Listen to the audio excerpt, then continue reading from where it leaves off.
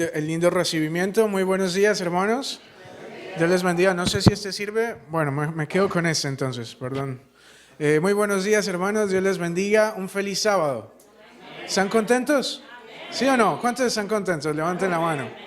Saben que esta iglesia me hace recordar siempre a las iglesias a donde voy, enseño un saludo que aprendí desde mi juventud allá en mi iglesia en Colombia. Yo no soy argentino, yo soy colombiano. Me fui a Argentina a estudiar, pero soy colombiano de origen.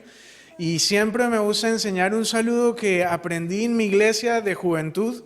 Y era el saludo que nos enseñó una hermanita que se llamaba la hermana Barbarita, ¿cierto? Yo no sé dónde ella lo aprendió.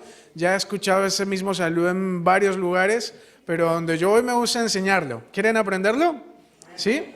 El predicador pasa enfrente y entonces dice, ¿cómo está la iglesia? Y la iglesia responde, bien y mejorando y con Cristo caminando. ¿Podemos hacerlo? ¿Alguien ya lo conocía o no lo conocía? Sí, algunos ya lo conocían. Bueno, yo no sé dónde lo habrá aprendido la hermana Barbarita, pero ella nos lo enseñó a los jóvenes, y si ustedes van a mi iglesia allá en Colombia, van a saber que muchos de los hermanos conocen este saludo. Bueno, así que lo vamos a practicar, porque ustedes están contentos y yo también, y aparte es sábado, y entonces tenemos que darle gloria y honra a Dios, ¿sí?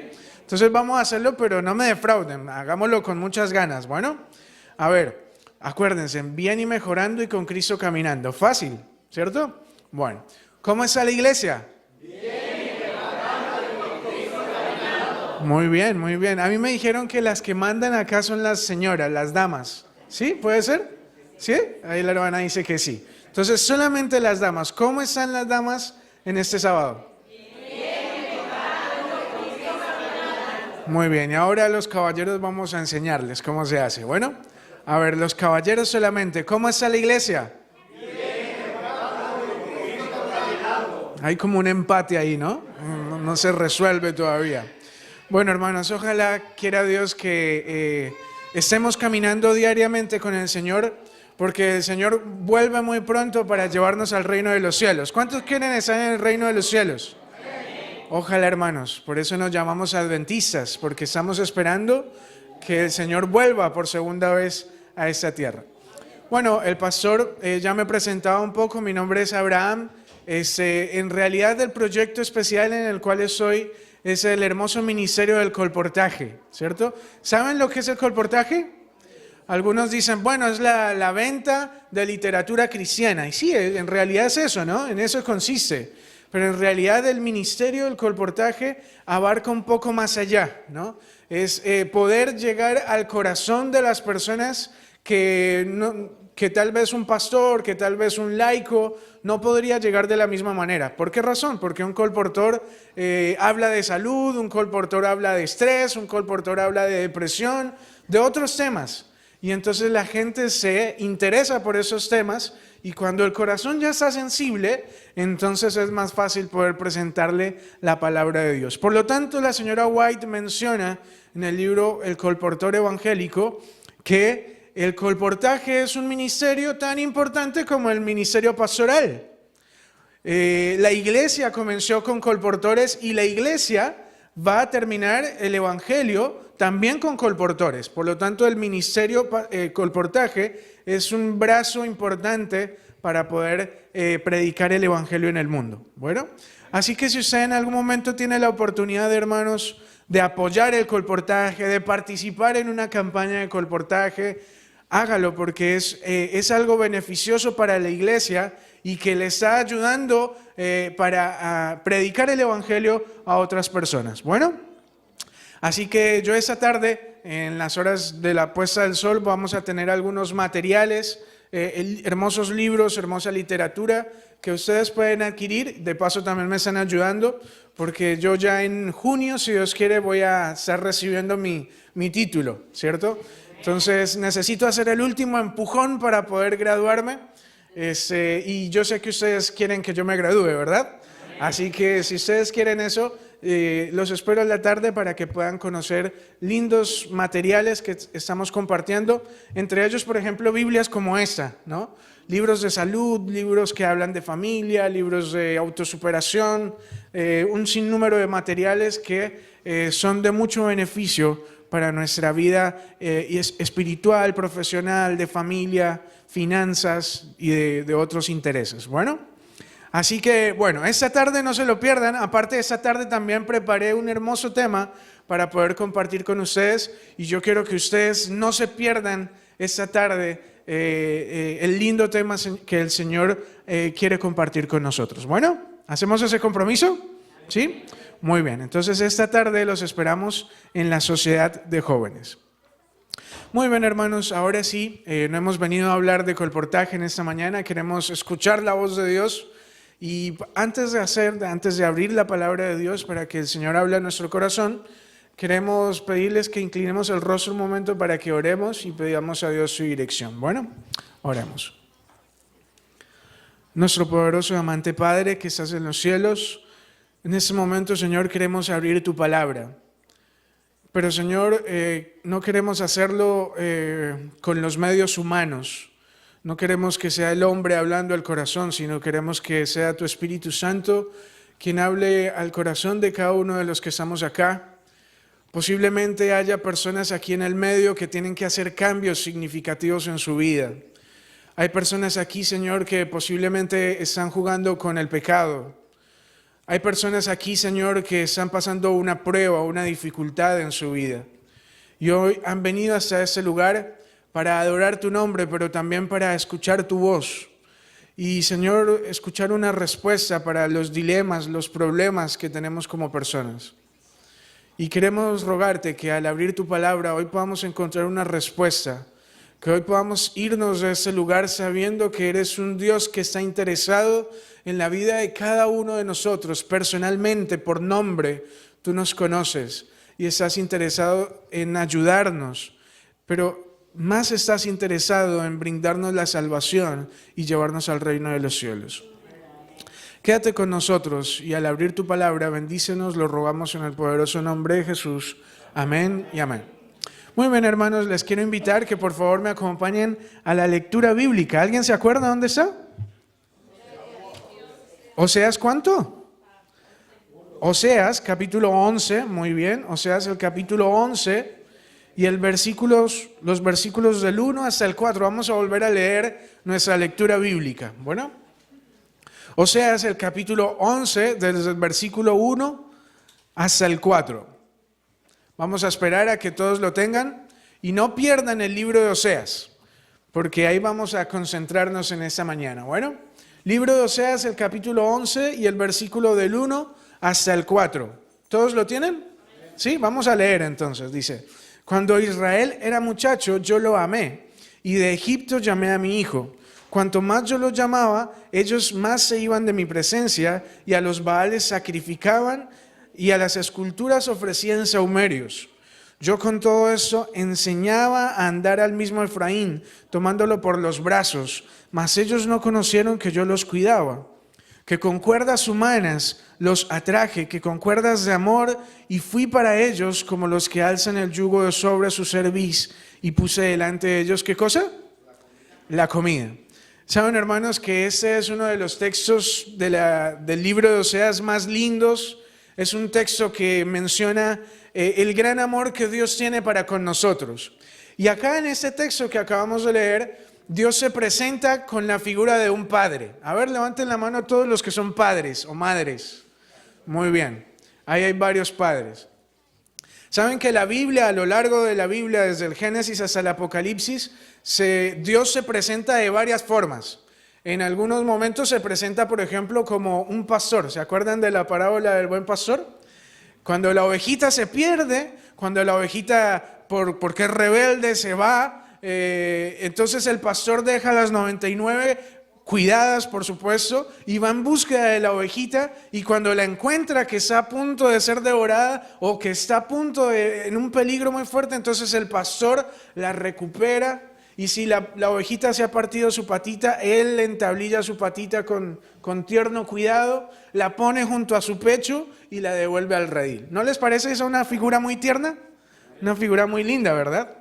Pero otras veces el Señor se compara con un esposo que provee lo necesario para su familia, un esposo que cuida, que protege, que ama, una figura también muy tierna. Pero aquí en este espacio, en este texto que leímos, Dios se compara con un ¿qué? ¿Con un qué? Con un padre, muy bien.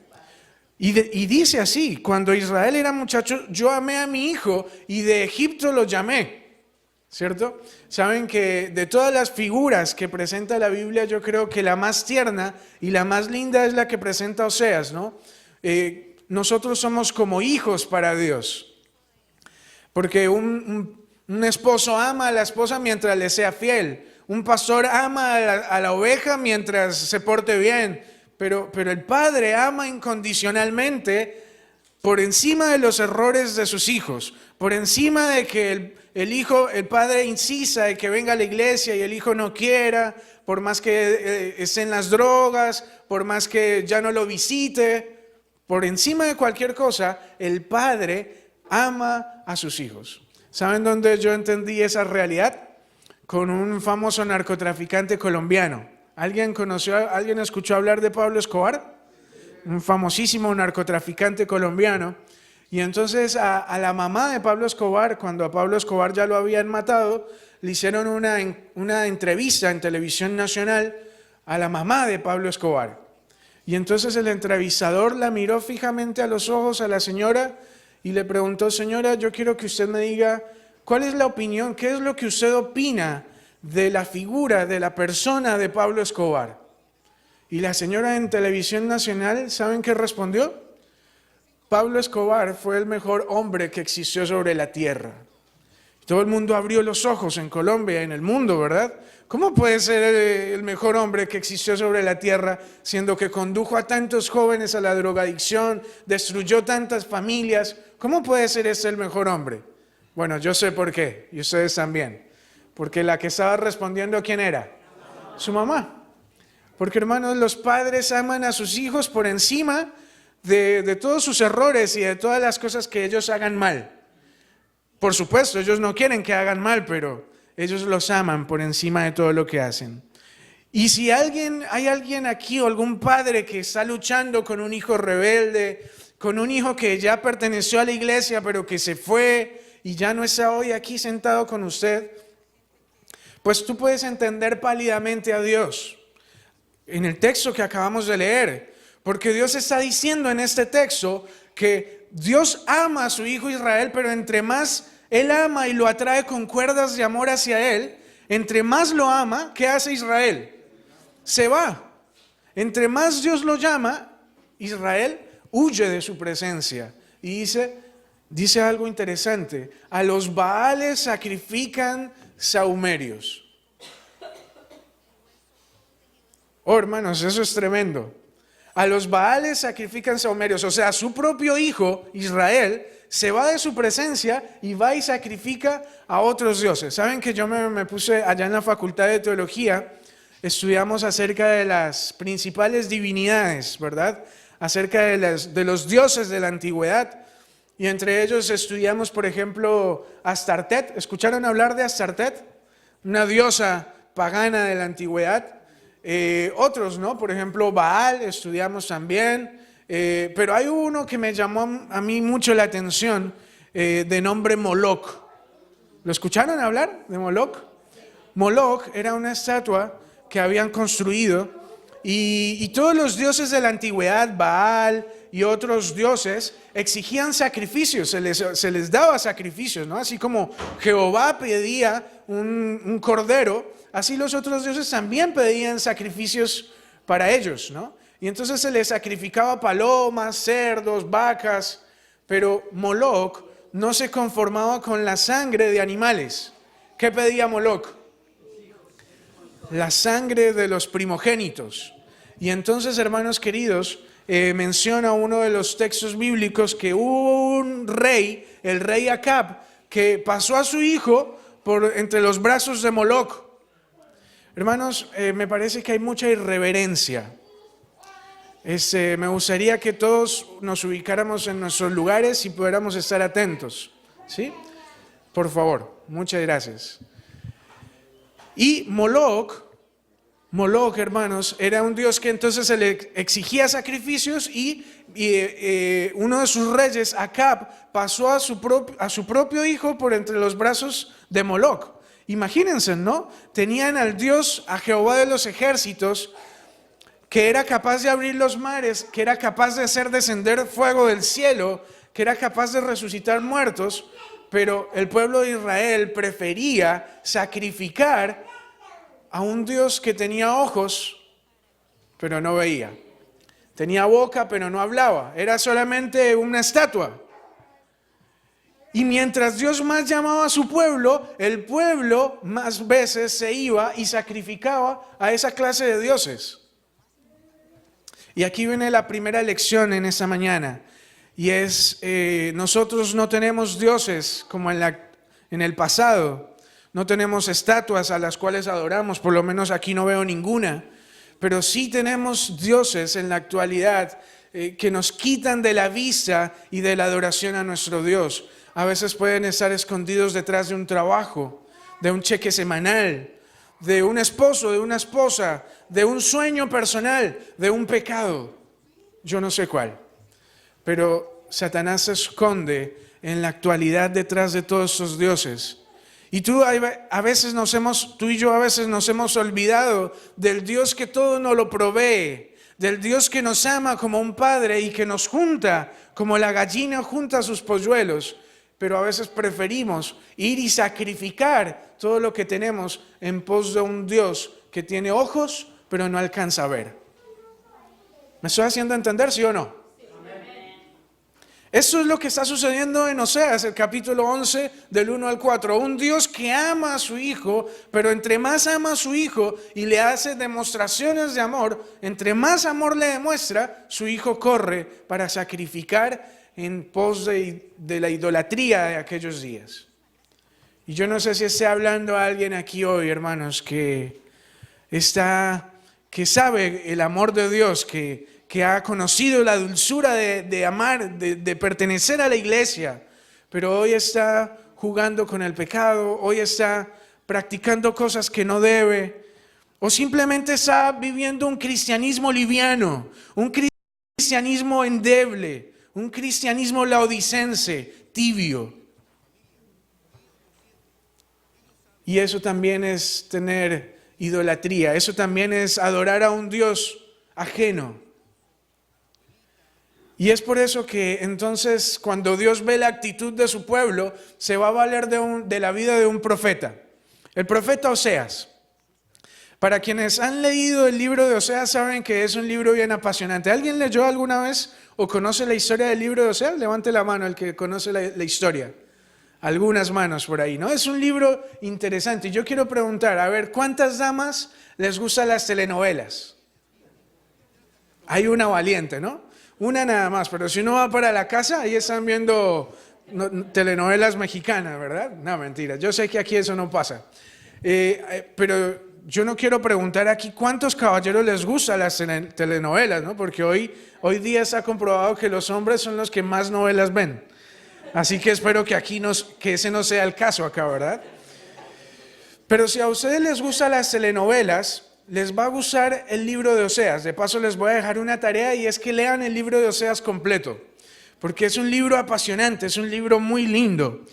Y si les gustan las novelas, les va a gustar el libro de Oseas, porque parece una novela, pero no es una novela. Es una historia verídica y real, una historia que en realidad sucedió, porque Dios se va a valer de la vida del profeta Oseas para hacerle entender un mensaje al pueblo de Israel. Y por eso yo quiero que ahora leamos en el capítulo 1 y el versículo 1, Oseas el capítulo 1 y el versículo 1, para ver cómo comienza el libro de Oseas, cómo comienza esta historia. Libro de Oseas, el capítulo 1 y el verso 1 en adelante. ¿Lo tenemos? Dice así: palabra de Jehová que fue a Oseas, hijo de Berí, en días de Osías, Jotán, Acaz y Ezequías, reyes de Judá, y en días de Jeroboam, hijo de Joás, rey de Israel. Versículo 2, miren lo que dice. El principio de la palabra de Jehová, dijo Jehová a Oseas: ve y tómate una mujer fornicaria y ten hijos de prostitución, porque la tierra se prostituye apartándose de Jehová. Paren un momento. Oh, hermanos, ¿ustedes leyeron lo mismo que yo? Yo tengo una versión diferente. Bueno, algunas pueden variar, algunas palabras, ¿no? Pero el contexto es igual. Son palabras muy fuertes, ¿verdad? ¿No les parece que son palabras muy fuertes? Y yo quiero que ustedes por un momento me presten sus 5 sentidos y nos metamos por un momento en los zapatos del profeta para poder extraer el mensaje que Dios quería darle a ese pueblo, pero también quiere darnos a nosotros. Oseas es un joven profeta. Oseas es un joven ejemplar. Oseas es el joven que siempre llega temprano a la iglesia. Oseas es el joven que limpia el púlpito, que alisa el teclado. Todas las viejitas de la iglesia aman a Oseas. ¿Por qué? Porque Oseas es un joven servicial, es un joven consagrado, es un joven ejemplar en todo lo que hace. Afuera en el mundo, ¿cierto? Afuera, tú puedes hacer un negocio perfectamente con Oseas. Oseas no te va a hacer el cuento del tío. ¿Saben cuál es el cuento del tío? El paquete chileno, le llaman en algunas latitudes del planeta. Es, por ejemplo, que tú dices, necesitas vender un carro y dice, mira, el carro está funcionando perfectamente, pero tú sabes que la transmisión no anda bien, ¿cierto? Pero tú necesitas salir del carro y entonces a veces mientes. No, con Oseas tú no tienes ese problema. Tú puedes hacer un negocio perfectamente con Oseas, porque Oseas es una persona íntegra en todo lo que hace. Si no fuera por la miserable mancha del pecado, Oseas sería un joven casi perfecto. Pero es pecador, así que necesita también de un Salvador. Y Oseas, en su primer año de ministerio como profeta, fue un año fantástico. Su segundo año como profeta, increíble. Tercer año, fabuloso. Es un muchacho que es ejemplar en todo lo que hace. Pero Oseas tiene un problema, hermanos. Y es que la Biblia dice que no es hombre que el hombre esté como, que no es bueno que el hombre esté solo. A Oseas le hace falta una compañera a su lado, le hace falta alguien que lo acompañe en su ministerio. Por eso es que los pastores necesitan de una esposa que lo ayude en el ministerio, ¿verdad? Y Oseas todavía no se casa. Y aquí viene un consejo para los solteros, para los que no están casados. ¿Cuál es el primer paso para conseguir esposo o esposa? ¿Es abrir los ojos bien grande para ver quién es la persona indicada? No, ese no es el primer paso. ¿Cuál es el primer paso? Es caer de rodillas ante el Señor y decirle, Señor, indícame la persona que sea mi idónea y que sea conforme a tu corazón. Y Oseas, que es un joven de Dios, yo me lo imagino cayendo de rodillas ante Dios diciéndole, Señor, muéstrame quién es la persona indicada. ¿Cuál es la muchacha? ¿Es la hija del anciano? ¿Es la hija del pastor? ¿La hija del diácono? Y Dios guardando silencio. Dios no decía nada todavía. Pero un día llama aparte al profeta y le dice, Oseas, tengo una misión para ti, tengo algo para decirte. Y Oseas está ansioso porque él piensa que por fin le va a responder Dios y le dice, sí, Señor, yo sé que tú me vas a pedir que me case. ¿Quién es? Yo sé que estaba allá en la iglesia del monte la muchacha, yo sabía, Señor. Y Dios dice, no, Oseas, no te entusiasmes. Sí quiero que te cases. Sí, Señor, ¿con quién quieres que me case? ¿Viste allá en el centro del pueblo, donde alumbra esa bombilla de color rojo? Allá trabaja una muchacha que se llama Gomer. No la conozco, Señor, ¿quién es? Anda, conoce a esa chica y cásate con ella. ¿Tú estás entendiendo la historia conmigo? Y Oseas, hermanos, ante todos los pronósticos, ante todo lo que pudiera haber dicho la gente, Oseas va y se casa con Gomer. Y yo pregunto para los que levantaron la mano, para los que han sido casados, las que ya son padres y que son casados, cuando tú te casaste, ¿para qué te casaste? ¿Para qué las personas se casan generalmente? Se casan para ser felices, ¿verdad? Para ser feliz al otro y para ser feliz uno mismo y conformar un hogar. Pero en el caso de Oseas, ese no era el caso. Ya Oseas no quería cumplir con esa orden, pero ante todos los pronósticos, Oseas va, conoce a esa mujer y se casa con Gomer. Yo no sé cómo Oseas le habrá dicho a la mamá, ¿no?, que se iba a casar con una mujer que tenía este tipo de profesión. Yo no sé qué habrá dicho la iglesia, pero hermanos, métanse por un momento en los zapatos del profeta y piensen lo difícil que pudo haber sido para el profeta decir: me voy a casar con Gomer, una mujer que se dedica a tal y tal y tal cosa. Pero ante todos los pronósticos, Oseas se casa con Gomer, y aquí es donde empieza el problema del profeta, ¿no? Para los que conocen la historia, saben que Oseas y Gomer queda embarazada y entonces tienen a su primer hijo. Pero cuando tienen a su hijo y el niño está gateando, la mujer se cansa de la buena vida que tiene con Oseas. Es que lo que pasa es que en la antigüedad, la mujer era considerada casi como un objeto. La mujer era considerada como una pertenencia. Era una sociedad muy machista, una sociedad equivocada, por supuesto. Y entonces la mujer era considerada eso, para dar hijos nada más, ¿cierto? Y una mujer que se dedicaba a la prostitución era demasiado degradante. Tanto así, que si a una mujer se la descubría en el pleno acto del adulterio, se la podía llevar hasta la plaza central, se la podía llevar a los pies de los ancianos y ajusticiarla con un procedimiento que se llamaba el apedreamiento. Con piedras la agarraban y la apedreaban por el pecado que esa mujer estaba cometiendo. Así que Gomer, antes de casarse con su esposo, ella lo único que estaba esperando era ¿qué? Que un día ella pudiera llegar a morir a través del apedreamiento. Pero un día entra un fulano y le dice: mira, me quiero casar contigo porque Dios me lo manda. Y se casan, y la antigua vida que Gomer tenía ahora se transforma. Ella antes no tenía oportunidad de nada. Ella antes no tenía una casa, no tenía sueños personales, no tenía nada en la vida. Pero cuando se casa con Oseas, ahora ella pasa a convertirse en la señora de Oseas. Ahora ella tiene una casa, ahora ella tiene respeto propio y ahora ella tiene el derecho a la vida. Ahora ella ya no está esperando que en algún momento la encuentren en adulterio para apedrearla. Pero un día ella se cansa de la buena vida que tiene con su esposo y dice que extraña la vieja vida que tenía antes.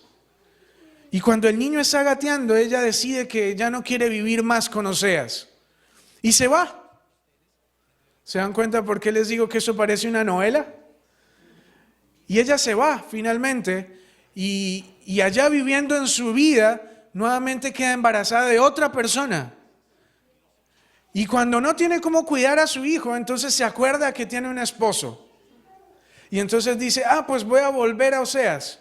Y cuando vuelve a Oseas, Dios le dice: recíbela de vuelta.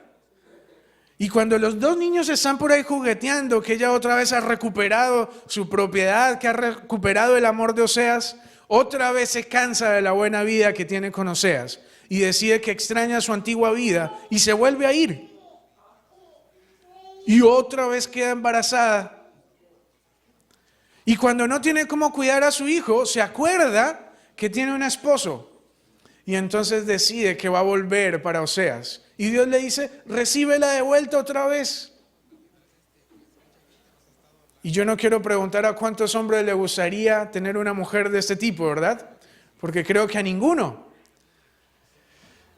Oh, hermanos, esta historia tiene un significado especial en la vida del cristiano. Finalmente la mujer se cansa de la buena vida que tiene con su esposo y otra vez decide que se va. Pero esa vez no cae en manos, esa vez no queda embarazada, sino que esa vez cae en manos de un hombre malo que la convierte en su antigua profesión, en lo que ella era antes. Pero antes era diferente, porque antes solo lo que ella ganaba era para gastar en sus propios deleites, era para sí misma. Pero ahora no. Ahora todo lo que ella gana es para ponerlo en manos de su amante. En esa sociedad de la antigüedad era muy fácil perder la libertad. Si tú tenías una deuda y no podías pagar, entonces pasabas de estatus de libertad a estatus de esclavo. ¿Cierto? Y esta mujer, por su mala vida, no sabemos cómo, llegó a perder su propia libertad. Y ahora ella ya no se pertenecía a sí misma. Las ocasiones anteriores ella regresaba por su propia cuenta hasta donde estaba Oseas, su esposo. Pero esta vez ya no era tan fácil porque ella había perdido su propia libertad. Ahora ella le pertenecía a otra persona. Y entonces Dios se va a comunicar una vez más con el profeta y le dice: Oseas, ¿viste todo lo que has juntado a lo largo de estos años? Junta toda la cebada. Aparentemente Oseas se dedica a los granos. Y le dice: junta toda la cebada, junta todo el trigo que tienes y véndelo. Y cuando tengas el precio, cuando tengas el dinero, anda y cómprate a tu esposa por un precio. Ahora no era tan fácil. Ella las otras veces regresaba por su propia voluntad. Ahora Oseas tenía que comprarla por un precio. Y Oseas, que ama a su esposa, no solamente obedece por obedecer a Dios, sino que ama a su esposa también, vende todo lo que ha adquirido durante todo el tiempo que él ha trabajado, lo vende y va y empieza a negociar a su esposa por un precio. Y el amante le dice: mira, ella cuesta tanto. Y él dice: mira, yo no tengo sino tanto. Y empieza una negociación hasta que finalmente Oseas recupera a su esposa por un precio. Paga un precio bien grande por su esposa. Y se la lleva nuevamente para la casa. ¿Qué le hubieras dicho tú a Gomer si tú fueras su esposo? Yo creo que si yo hubiera sido, le hubiera dado una buena reprimenda, un buen reto, ¿no? Un buen regaño por la mala actitud que tiene. Pero conociendo a Oseas, como es Oseas, la Biblia no lo dice, pero yo me alcanzo a imaginar que Oseas camina en silencio hasta la casa. Y Gomer quiere que él diga algo, que la regañe, que le diga algo. Pero Oseas guarda silencio y no dice nada. Caminan en silencio hasta la casa. Finalmente llegan a la puerta de la casa. Oseas saca las llaves, abre la puerta. Y ella le dice: mira, ahí están tus hijos. Ella entra y ya la mesa está preparada. Ya la cena está dispuesta. ¿Cuántos quieren saber cómo termina esta historia, hermano? Levanten la mano los que quieren saber cómo termina esta historia. Es una historia, ¿vieron que parece una novela? Es una historia muy linda. Saben que yo también quisiera saber el final de la historia, pero la historia termina ahí. La historia termina en que Oseas recupera a su esposa y ahí termina la historia. ¿Por qué termina ahí la historia? Yo quisiera saber si Gomer finalmente decidió quedarse en casa o si finalmente se fue y decidió terminar con su vida y decidió vivir una vida perdida para siempre. Pero la historia termina en que Gomer es traída a su casa y ahí se acaba la historia. ¿Por qué razón? Porque la historia de Oseas y de Gomer es la historia de Dios con su pueblo. Es la historia de un Dios que llama, nos atrae a sí mismo, nos recupera, pero una vez que estamos felices en casa, que tenemos todas las comodidades, otra vez nos volvemos ante nuestros dioses, que tienen ojos, pero no alcanzan a ver. Una vez que hemos gozado de los deleites de vivir acá, entonces nos aburrimos de los himnos, nos aburrimos de orar, nos cansamos de la vida cristiana y entonces regresamos a disfrutar de los deleites temporales del pecado. Y nos convertimos en una iglesia fornicaria, en una iglesia tibia, en una iglesia que no comprende las horas en las cuales está viviendo. ¿Sabes, hermano querido, que mientras Oseas es profeta en la parte norte de Israel. Ustedes saben que Israel está dividido en dos partes: el reino del sur, el reino del norte y el reino del sur. En la parte norte estaba Israel y en la parte sur estaba el reino de Judá. Dos reinos. Mientras Oseas es profeta en la parte norte, contemporáneamente de Oseas hay otro profeta en la parte sur. Es el profeta, ¿saben cuál? ¿El otro profeta? Profeta Isaías. Porque mientras son profetas contemporáneos, están viviendo en la misma época. Y mientras Oseas vive su calvario en la parte norte, Isaías también en la parte sur vive la misma idolatría. Y Dios se va a comunicar también con el profeta y le va a dar una de las más lindas profecías que están escritas en la Biblia. Yo quiero que me acompañes, vamos a leerla, porque ahora va a tomar un nuevo significado esta profecía para ti. Isaías en el capítulo 53 y en el versículo 1 en adelante se encuentra la profecía que escrita por labios del profeta Isaías. Isaías el capítulo 53 y el versículo 1. Acuérdense, esto está sucediendo en el mismo tiempo. Mientras Oseas vive su calvario allá arriba, aquí en el sur, también Isaías va a dar un mensaje que va a llegar hasta nuestros días. Y miren lo que dice, Isaías 53, versículo 1 en adelante, dice así: ¿Quién ha creído a nuestro anuncio? ¿Y sobre quién se ha manifestado el brazo de Jehová? Empieza con una pregunta. ¿Quién me va a creer lo que yo voy a hablar a continuación? Nadie me va a creer lo que yo voy a decir. Porque mira lo que dice. Versículo 2. Subirá cual renuevo delante de él y como raíz de tierra seca. No hay ningún parecer ni hermosura. Verlo hemos más sin atractivo para que le deseemos. Despreciado y desechado entre los hombres, varón de dolores, experimentado en quebranto y como que escondimos de él el rostro. Fue menospreciado y no le estimamos. Ciertamente llevó él nuestras enfermedades, sufrió nuestros dolores, y nosotros le tuvimos por azotado, por herido de Dios y abatido. Mas él herido fue por nuestras rebeliones, molido por nuestros pecados. El castigo de nuestra paz cayó sobre él, y por su llaga fuimos nosotros curados. Todos nosotros nos descarriamos como ovejas, cada cual se apartó por su camino, mas Jehová cargó en él el pecado de todos nosotros. Qué linda profecía. ¿Sabes? Nosotros un día fuimos vendidos al pecado. Pablo menciona diciendo que todos nosotros hemos sido vendidos al pecado. Y cuando tú y yo nacimos, ya nacimos como Gomer, nacimos esclavos. Y nada de lo que nosotros pudiéramos hacer podía salvarnos a nosotros mismos. Entonces el cielo dijo, tenemos que hacer algo para rescatar a nuestros hijos. Tenemos que brindarles una segunda oportunidad, pero tenemos que pagar un gran precio. Entonces juntó toda la cebada que había en el cielo, todo el trigo que había. Y cuando tenía el dinero, cuando tenía el gran precio, el mayor precio del cielo, el mayor tesoro, fue dispuesto para que tú y yo fuésemos comprados por un precio infinito. Y empezó una negociación entre Satanás, dámelos, me pertenecen, no son míos. Y finalmente tú y yo fuimos comprados por la sangre de Cristo Jesús. Y Jesús camina con nosotros hasta la puerta de casa, sin decir nada.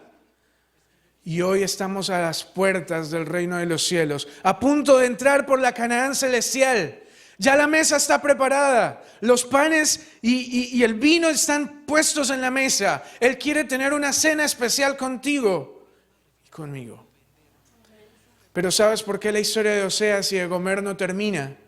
Porque somos tú y yo quienes decidimos si queremos estar en casa, quedarnos en casa y nunca más irnos de su presencia. ¿Tú quieres estar en el reino de los cielos? Hoy estamos a las puertas. Estamos a las puertas, hermanos queridos. Todas las profecías indican de que Jesús está regresando por segunda vez. Estamos a las puertas y el Señor hoy nos está diciendo, la mesa ya está puesta. Ya las sillas están preparadas. ¿Te vas a quedar en casa o te vas a ir tras los dioses que tienen ojos pero no alcanzan a ver? ¿Qué vas a hacer? ¿Qué vas a hacer, hermano querido, con el precio que el Señor pagó en la cruz? No termina la historia de Oseas y de Gomer, porque tú y yo tenemos que decidir. Es el libre albedrío que el Señor nos dejó, y tú y yo hoy tenemos que tomar una decisión. Yo quiero terminar contando una historia que sucedió allá en mi ciudad, en Bogotá, hace mucho tiempo. Una chica nació en un hogar donde no había muchas posibilidades de ir a estudiar en una universidad, así que a una temprana edad ella tuvo que salir a trabajar para poder ganar el pan para sí misma y poder colaborar en su casa. Pero en eso que ella está trabajando, conoce a un hombre y comete un error y ella queda embarazada, muy joven, por supuesto. Y ella va hasta su casa, comunica lo que sucedió a sus papás y el papá fríamente la mira y le dice, mira, arruinaste tu vida. Arruinaste tu vida y lo único que tú puedes hacer ahora, si no quieres arruinar el resto de lo que te queda, es abortar. Aborta porque si quieres tener un futuro, es lo único que puedes hacer. Pero ella concebía a Dios de una manera. Ella pensaba que Dios es ese Dios que está aquí pendiente, mirando el momento en el que tú te equivocas. Y cuando tú te equivocas, entonces Dios te manda destrucción, pobreza, enfermedades, dolor. Pero hoy vimos que ese no es Dios. Hoy entendimos a través de esta historia que Dios es un Dios que está con los brazos abiertos, esperando a que tú vengas, porque Él quiere tener una cena contigo. Pero ella concebía a Dios de esa forma. Y ella dijo, ya cometí un error y tengo que ser castigada por ese error. Así que ahora convertirme en una asesina, claro que no, eso no lo voy a hacer. Y ella decidió continuar con ese embarazo. Pero ella estaba esperando el momento oportuno en el que Dios le castigara. Y cuando el niño ya creció, que ella estaban un día en su casa y ella se dedicaba a las costuras y esa semana no había sido una buena semana para esa muchacha. Esa semana no había habido trabajo, así que en la alacena de su casa habían pocos alimentos para comer. Y su casa, ustedes tendrían que haber visto su casa, eran paredes de lata, techo de lata. Los cables de la luz estaban expuestos. Y cuando en Bogotá llueve, no es como las lluvias californianas. Cuando en Bogotá llueve, hermanos, parece que el cielo se rompe. Llueve con todas, son tormentas que asustan realmente. Y esa noche era una de esas noches, llovía con todo. Y parecía que en algún momento esa casa de latas se iba a caer. Imagínense la situación por un momento, ¿no? Con hambre, con frío, una mujer indefensa, con un niño. Así que ella se acordó y dijo, este es mi castigo. Y por un momento, las gotas de la lluvia tocaron uno de los cables que estaban expuestos y quedaron sin luz para completar el problema, ¿no? Y así que esa mujer, sin ya más esperanza alguna, entonces cayó de rodillas y dijo, Señor, si hay un Dios en los cielos, yo te pido que por favor me perdones.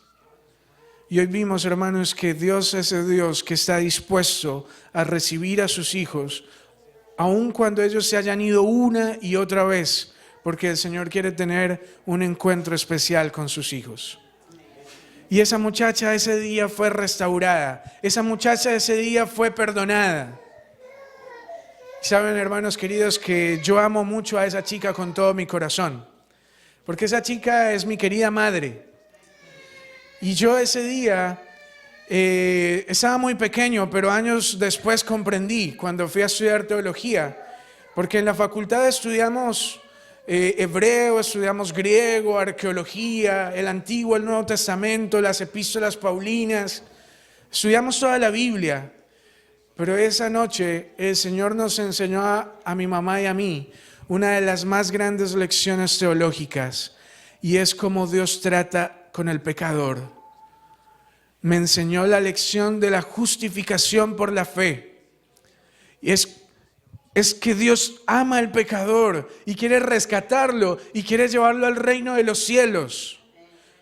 Pero entre Dios más ama a sus hijos más se van tras los dioses que tienen ojos, pero no alcanzan a ver. Yo quiero hoy terminar haciendo una invitación. Hermanos queridos, es tiempo de despertar del adormecimiento que estamos. Saben que ese año pasado que pasó, 2019, tuve el privilegio de viajar desde California y recorrer por México, Guatemala, todos los países hasta llegar a Argentina, hasta la última ciudad de Argentina. Y tuve el privilegio de conocer la iglesia en toda América Latina. Y conocí la realidad de la iglesia. Y la realidad de la iglesia es que somos una iglesia tibia. Una iglesia endeble, una iglesia que disfruta de las cosas de Dios, pero también quiere disfrutar de los deleites temporales del pecado. Es una iglesia que no se compromete, es una iglesia que está pendiente del trabajo, del cheque, de sus sueños personales, de cumplir sueños, de hacer cosas en la vida, pero no tiene sus ojos puestos en la patria de los cielos. Hoy es una iglesia que tristemente recibe el amor de Dios, pero sacrifica lo que tiene, a veces su familia, a veces su vida personal, ante ídolos que tienen ojos pero no ven. Y yo quiero hacer el llamado a recuperar la fe que teníamos antes, la fe de los apóstoles que estaban dispuestos a morir, la fe de los pioneros de la iglesia, la fe de los reformadores de la iglesia, que estaban dispuestos a morir. ¿Dónde quedó Wycliffe? ¿Dónde quedó Hus? ¿Dónde quedó Lutero? ¿Dónde quedaron los apóstoles que estaban dispuestos a morir por la fe? Hoy tenemos todas las comodidades del mundo, pero somos una iglesia tibia. Y es el momento de despertar porque estamos a las puertas. La mesa ya está preparada. Ya los alimentos están puestos. Es el momento de ir al reino de los cielos. Es momento de ir a casa. ¿Sabes por qué la historia de Oseas y de Gomer no termina? Porque tú y yo tenemos que decidir si queremos ir a casa o finalmente nos quedamos en este mundo. Yo quiero terminar haciendo la invitación. Si alguien quiere colocarse de pie y quiere decir: Señor, yo quiero quedarme en tu casa. Yo no quiero jugar más con el pecado.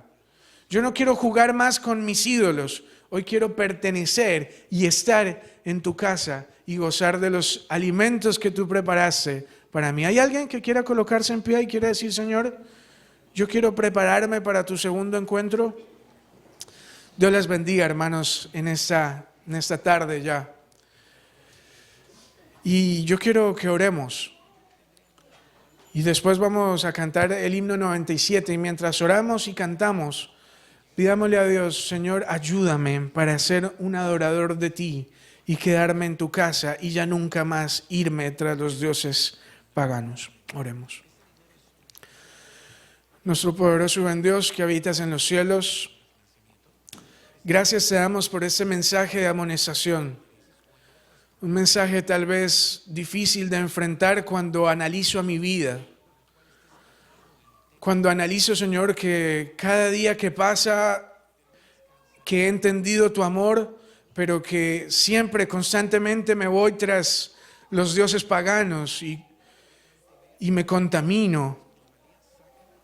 Y no me quedo en tu casa, sino que hago cualquier cosa, Señor, y luego regreso para ti y estoy en un ir y venir. Pero hoy entendimos tu gran amor.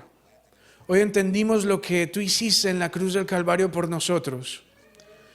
Y Señor, hoy está tu iglesia aquí de pie diciendo: Señor, ya no queremos irnos más. Danos fuerza de voluntad, danos el poder del Espíritu Santo para salir del adormecimiento en el cual estamos como iglesia a nivel mundial.